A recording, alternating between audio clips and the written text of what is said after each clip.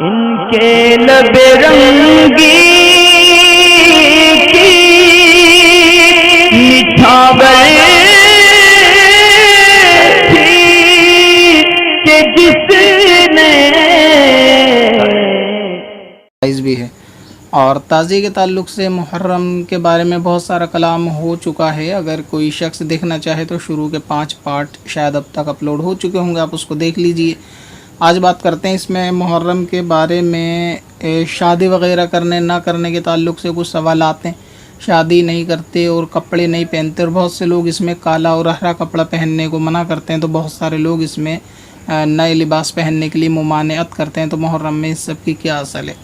دیکھیں، شادی تو 12 مہینے ہی جائز ہے، اس میں کوئی حرج والی بات نہیں ہے۔ اب یہ کہ اگر کوئی ضد بحث میں خاص اس موسم میں شادی کرے تو ایسا بھی نہیں کرنا چاہیے۔ اگر کوئی اس میں شادی نہیں کرتا تو اس کے کرنے کی بھی کوئی ضرورت نہیں ہے، اور اگر کوئی اس مہینے میں شادی کرنا چاہے یا ایسا مسئلہ کسی خاندانوں میں پھنس جائے کہ اس وہ جو تاریخ طے ہو، مثلا یہ کہ انگریزی تاریخ کسی وجہ سے طے کری تھی، یاد نہیں کہ وہ محرم تھا اور اب یہ محرم پڑ گیا، اگرچہ 10 محرم ہی پڑ گیا تو ایسی صورت میں نکاح ہو جائے گا، شادی بھی جائز ہے، اس میں کوئی حرج والی بات نہیں ہے۔ تو اس لحاظ اس موسم میں یعنی اس مہینے میں شادی کو ناجائز نہیں سمجھنا چاہیے۔ احتیاطاً اگر کوئی نہیں کرتا کہ اس احتیاط کی وجہ سے کہ محرم کا مہینہ ہے، اگر کریں گے تو کیونکہ ماحول کا لحاظ رکھنا ہوگا کہ لوگ طعنہ زنی کریں گے، انگلی اٹھائیں گے کہ انہوں نے اس مہینے میں شادی کری ہے، کیونکہ لوگ اس مہینے میں شادی کرنے کو امام حسین کی یاد میں اس کو پسند نہیں کرتے، لہٰذا اس چیز سے پرہیز کرنا چاہیے، مگر اس کو ناجائز نہیں سمجھنا چاہیے، اور اگر کرنا چاہیں تو اس مہینے میں شادی ہو سکتی ہے۔ اب رہا یہ کہ نئے لباس پہننے کے تعلق سے بھی شاید بہت سارے لوگ منع کرتے ہوں گے کہ محرم میں نیا کپڑا نہیں پہنتے، جیسے میں نے پچھلی ویڈیو میں بتایا کہ نہانے دھونے سے منع کرتے ہیں،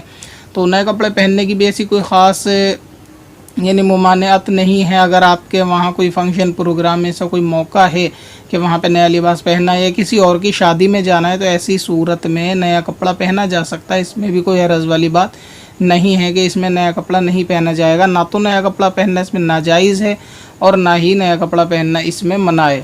اچھا، کچھ مخصوص رنگوں کے مقابلے بھی لوگ کہتے ہیں کہ ہرا رنگ یا کالا رنگ پہننا اس میں حرام ہے، یا اس طریقے کا جو معاملہ ہوتا ہے، تو اس میں دراصل حرام کی صورت اس طرح بنے گی کہ اگر کوئی شخص خاص لباس کوئی ایک یعنی خاص کوئی ایسی واضح بنائے جو ماتم وغیرہ کرنے والوں میں شمار ہو، اس کی نیت بھی ماتم کرنے کی ہو،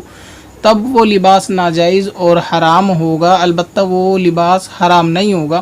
مگر یہ کہ مشابہت کی بنا پہ اس سے بچنے کا حکم دیا جائے گا، مگر حرام اس صورت میں ہوگا جبکہ اس لباس کو خاص ماتم کے لیے پہنا جائے۔ اسی طرح اعلیٰ حضرت امام اہل سنت فتاوی رضویہ کی غالباً 22ویں جلد کے ایک مقام پر فرماتے ہیں کہ محرم میں ماتم کے لیے اگر سیاہ لباس پہنا جائے تو حرام ہے، لہٰذا ماتم کے لیے سیاہ لباس ہو تو میں ایک قاعدہ بیان کر دیا گیا کہ اگر ماتم کے لیے لباس پہنا جائے گا، اگرچہ سیاہ ہو یا سبز ہو یا سرخ ہو یا ایسی کوئی خاص لباس ہو جو ماتم والے پہنتے ہیں، اور یہ شخص ان میں شامل ہونے کے لیے ماتم کی وجہ سے اگر کالا کپڑا پہنے گا تو اس کو کپڑا یہ حرام ہوگا، مگر یہ کہ اگر کسی کی ماتم کی نیت نہیں ہے، اس نے نارملی ویسے ہی پہن لیا کالا لباس، کالا کرتا پاجامہ، یا لیڈیز نے پہن لیا، اس کی ماتم کی کوئی نیت نہیں ہے، تو اس صورت میں اس کو کالا پہننا جائز ہے، اس میں کوئی حرج والی بات نہیں ہے، مگر یہ کہ احتیاط اس صورت میں ہے کہ ایسے معاملے میں خاص کر 10 محرم میں کالے رنگ وغیرہ پہننے سے مطلق یعنی اوپر سے لے کر پورا نیچے تک کالا لباس پہننے سے بچنا چاہیے کہ یہ مشابہت ہے۔ اعلیٰ حضرت امام اہل سنت فتاوی رضویہ ہی کے غالباً 24ویں جلد کے ایک مقام پر اس مشابہت کو لے کے بھی مسلمانوں کو اطلاع دیتے ہیں،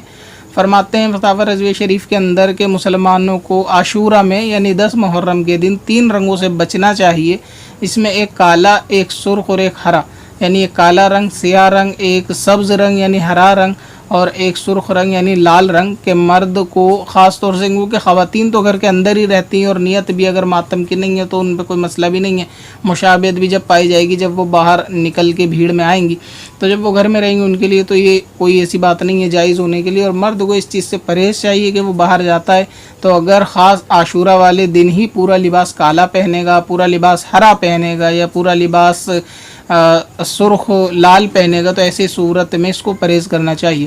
अच्छा, परहेज़ के अंदर जो ममानियत है, यानी हरे रंग में या काले रंग में या सुर्ख रंग में कि नहीं पहनना, वो भी उस सूरत में होती है कि जहाँ पर मुशाबहत पाए जाने का गुमान गालिब रहता है। मिसाल के तौर पे कोई चीज़ जब नाजायज़ होती है और वो किसी ख़ास वजह से नाजायज़ होती है, तो जब वो ख़ास वजह हट जाती है तो उसका नाजायज़ होना भी मना हो जाता है। मिसाल के तौर पे अगर आप ऐसे इलाके में रहते हैं या ऐसे गली मोहल्ले में रहते हैं कि वहाँ पर ख़ास शियाओं का रहने का गढ़ है या उस गली के अंदर शिया हजरात ज़्यादा हैं, तो अगर आप ख़ास आशूरा के दिन अगर काला लिबास उस गली में पहन लो तो लोग आपको शिया गुमान करेंगे। तो उस मुशाबहत से बचने के लिए आपको ऐसी जगह पर काले लिबास से परहेज़ करना चाहिए, या इसी तरह हरा लिबास से परहेज़ करना चाहिए। तो जिस तरह ये आला हज़रत फरमाते हैं जो जाहिलों में हरा लिबास पहनना, सब्ज़ लिबास पहनना ये मशहूर है, ये भी नाजायज़ है। जाहिलों से मुराद वही कि हरा रंग पूरा पहनाते हैं, हरा साफ़ा, हरा कुर्ता, हरा पजामा बच्चे को या बड़े को, फिर इस तरह नंगे पैर उसको चलाते हैं, फ़कीर बनाते हैं,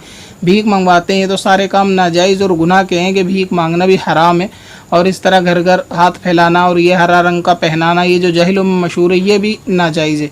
तो लिहाजा अगर काले रंग में मुशाबहत नहीं है तो ऐसी सूरत में आशूरा के दिन पहन सकते हैं। अब जैसे मैंने बताया कि गली मोहल्ले के अंदर अगर शिया